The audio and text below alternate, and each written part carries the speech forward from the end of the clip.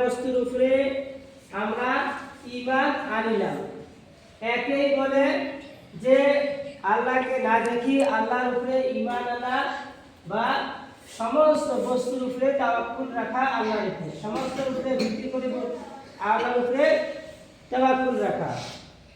ইনশাআল্লাহ আর কালকে এই ঈমানে মুফাসসালের অর্থ কয়া দেওয়া হবে সকালে, ঠিক আছে?